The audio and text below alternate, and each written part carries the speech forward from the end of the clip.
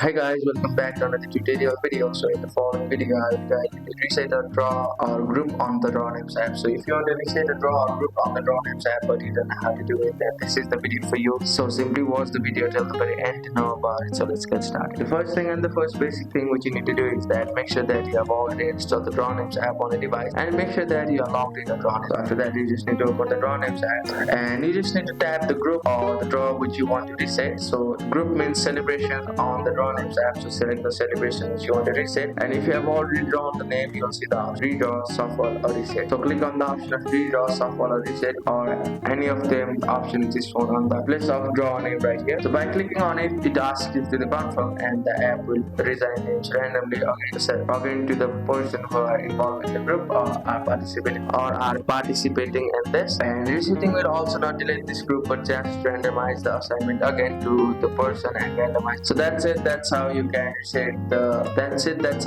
reset a draw group on the DrawNames app. Thank you for watching the video. Please don't forget to like the video and thank you.